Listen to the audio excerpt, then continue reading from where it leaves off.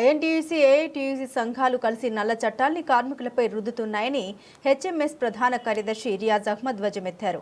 పెద్దపల్లి జిల్లా 8వ కాలనీలోని ప్రెస్ క్లబ్లో మంగళవారం ఏర్పాటు చేసినటువంటి మీడియా సమావేశంలో ఆయన మాట్లాడారు. నల్ల చట్టాలకు వ్యతిరేకంగా ఏండ్లుగా పోరాటం చేసి తొలగించిన చట్టాలను మళ్లీ కార్మికులపై రుద్దడానికి యాజమాన్యం ప్రయత్నం చేస్తుందని అన్నారు. గుర్తింపు సంఘం, ప్రాతినిధ్య సంఘం మేనేజ్మెంట్తో ములాఖత్ అయ్యి కార్మికులపై దాడులు చేస్తున్నారని దుయ్యబట్టారు. కార్మికుల కష్టార్జితంతో కట్టిన కమ్యూనిటీ హాల్కు 25,000 రూపాయల అద్దె ఏ ప్రాతిపాదికన పెంచారో యాజమాన్యమే చెప్పాలని డిమాండ్ చేశారు.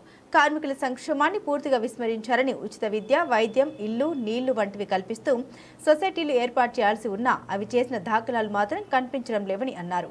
మైండ్ల వద్ద ప్రమాదాలు జరిగితే కార్మికుల్ని బాధ్యుల్ని చేస్తూ అధికారులకు వంత పాడుతున్నారని, ఇది సరైన విధానం కాదని, కార్మికుల సమస్యలు పరిష్కరించని ఎడల దశల వారీగా ఉద్యమాలు చేయాల్సి వస్తుందని హెచ్చరించారు.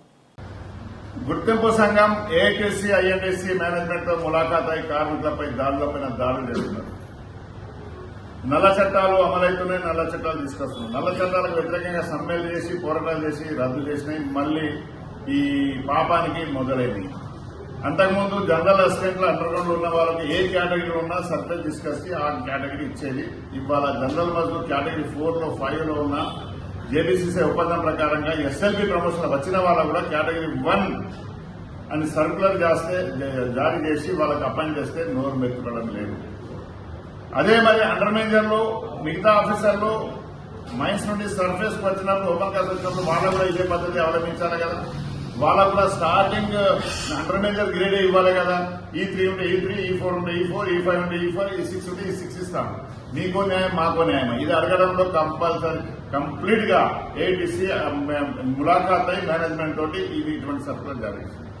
రెండోది, నిన్నగాక మొన్న మళ్ళీ ఒక కొత్త సర్కులర్ వచ్చింది.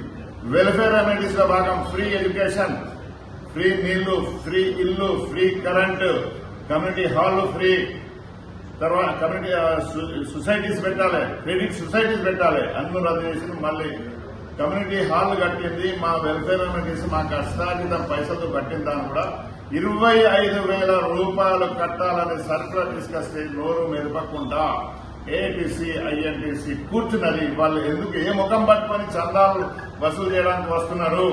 ఏ ముఖం పెట్టుకొని చందాలు అడుగుతున్నారు?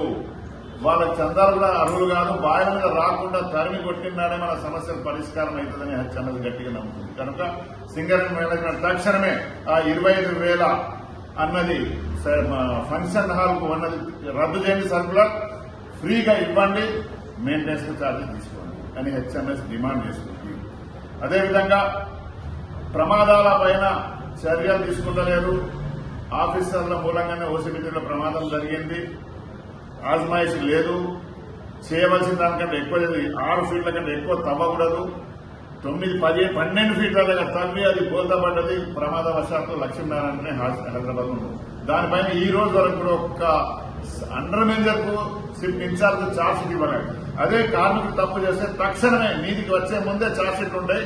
ఇదొక మీకొక్క న్యాయం, మాకో న్యాయమా? ఇది అడగడంలో కూడా వాళ్ళు ఫెయిల్ అయ్యారు. కనుక దాడులపైన దాడులు జరుగుతున్నాయి, నల్ల చట్టాలు వస్తున్నాయి. అవన్నీ రద్దు చేయాలని హెచ్చరిక డిమాండ్ చేస్తుంది.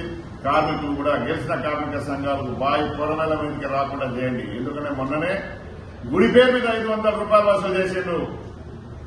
బెకార్ మేనేజ్మెంట్ వాళ్ళకి ఆ పైసలు వసూలు చేసి వాళ్ళకి ఇచ్చింది. ఏ విధంగా ఇస్తావు? ఒకవేళ ఏ ఒక్క కార్మికుడు కాంప్లైంట్ ఇచ్చిన మేనేజర్ జైలుకు పోతాడు. కార్మికులకు మర్యాద ఉంది, ఇది ఉంది. దొంగల్లాగా గుడి పేరు మీద కట్ చేసి యూనియన్ అప్పచెప్పాడు. అది తప్పు. ఇప్పుడు మళ్ళీ 500 మాన్యువల్లో కూర్చుండి, గుండాల్లాగా కూర్చుండి పైసలు చందాలు కడతావా లేదని బెదిరిస్తున్నారు. యాజమాన్యం కొంతమంది ఆఫీసర్లు మాన్యువల్ కూర్చుండబెట్టి మెంబర్షిప్ వసూలు చేసేయడానికి వాళ్లకు సహకరిస్తున్నారు. ఇటువంటి తప్పుడు విధానాలు బంద్ చేయకపోతే రాబోయే పరిణామాలకు ఏమైనా జరిగితే మీరే బాధ్యులవుతుందని హెచ్చరిస్తున్నారు.